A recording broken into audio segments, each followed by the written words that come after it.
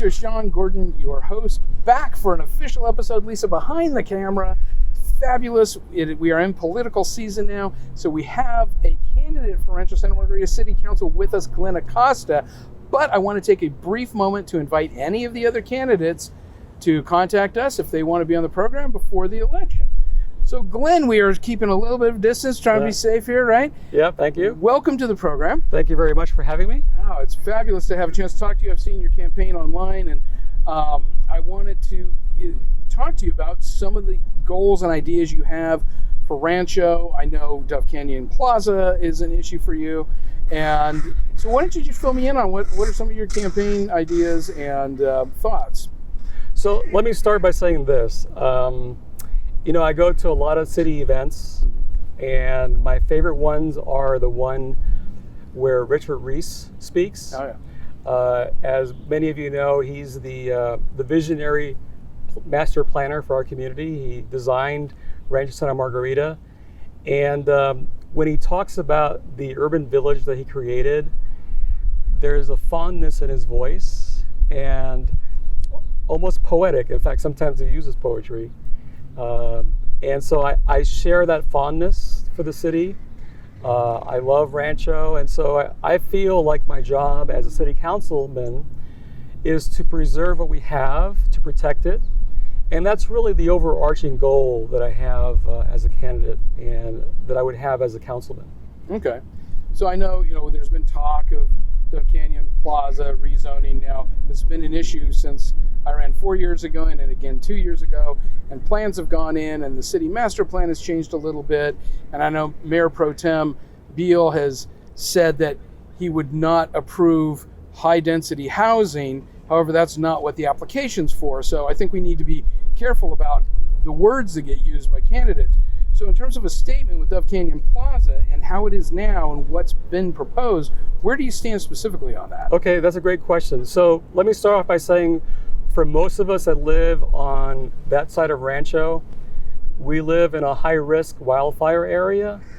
A lot of homeowners have had their insurance canceled because of that. And so if you look at the area, there is one road for Robinson Ranch for emergency evacuation, the same thing for Walden, Rancho Cielo, and Dove Canyon. And we all converge on Plano Tribuco. So we don't need high density housing to slow our evacuation. Yeah. And so I'm opposed to high density housing, and I'm opposed to rezoning Dove Canyon Plaza, period, to any residential. So keep it business, period. Yes, let's support our businesses, right? Okay. And so if you look at the existing high density housing on Plano, that was approved not too long ago from the two incumbents. And so additionally, I know one of the incumbents has taken money from a developer PAC. And since development is such an important issue for our side of the city, I will not take developer money or developer PAC money. Okay. I want to be beholden to the people I serve, not to developers. And so the safety of the community is important to me. And so that's really what I'm striving to do.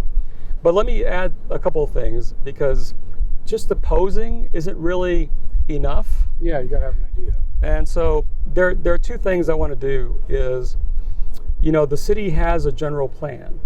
And the general plan basically is the one document that really guides the city as far as development across the entire city, right?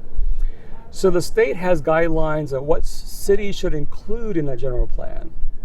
And there's one clause that the state has that they recommend that I want to include in our general plan, the city's general plan.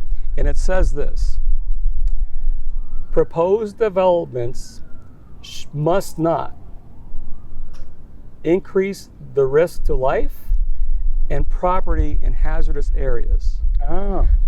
So I want that inserted into our general plan so that if new developments are being proposed, that criteria is part of the process.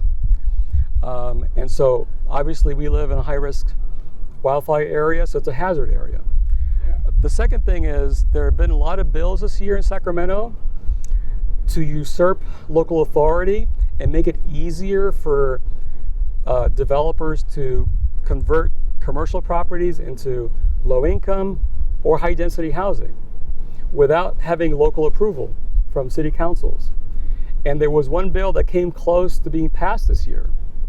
And so what I would do as city councilman is I would actually go to meet with the committee chairs, with the League of Cities lobbyists, and tell them that number one size does not fit all, and number two is if the development that's being proposed is in a high risk wildfire area, let the local approval process take its place. Take hold, because Sacramento doesn't know the local issues. They don't know where the development is. They just have this knee-jerk need to shove more housing everywhere. Exactly. So we need to keep the local approval process in place. Now, there literally is no place to put anything else. In the existing council, they voted to rezone the Beall lot to put Dahlia Court in there, and that's been a joke. They rezoned over by IHOP to put the high-density housing in there. It's like, it's enough. Stop already. We don't need to keep building houses. Now, we're getting to the end of the show, but I wanted to ask you about something that happened last night. There was supposed to be a Zoom call with all the candidates last night, and I understand all of the candidates were invited, but the incumbents rejected the invitation. Yes. And then something happened in the 11th hour. What was it? So the incumbents threatened to sue the organizer of the candidates forum. And you know, if you look at the event, it was not sponsored by the HOA. He was using his own personal account, and he was doing it as a resident. So if you want to chicken out, that's your prerogative. But everyone else manned up and said, yeah, we'll do it. So, you know, that's on them. I'm willing to debate anywhere, to present issues. But before we close, I want to touch on one thing. Okay. Yeah. One thing. You know, one of the things I want to do is to preserve and fully fund our police and fire services. And as you know, right now it's about half the city's annual budget. Over half. And increasing, right? Yeah. So at some point we're going to need new sales tax revenue to keep that same level of service.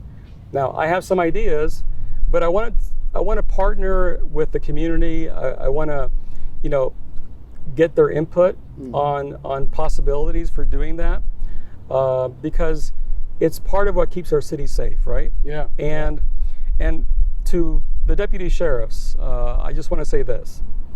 I appreciate what you do, putting your lives on the line every day to keep us safe, especially in these precarious times. As city councilman, I have your back. That's awesome. And I have some ideas for the town too, because I've been thinking about this for a long time. We have to do something about sales tax, because we're going to be out of money in between 8 to 10 years right now, the way things are going. Nothing changes. So anyway, Rancho, thank you for tuning into an official sort of non-COVID low budget version of the video. We appreciate Glenn for coming out. Again, if there's another candidate that would like to be involved, let me know and we'll get you on. Time's running out though. The election's coming up. I think people are going to get absentee ballots starting in the next, or mail-in, whatever they're calling it, in the next week. So thank you very much. Share this, spread it around. Glenn, we will put your URL for your campaign site. Okay, thank you. And take care of all that, and we will see you next time. Thank you. Thank you.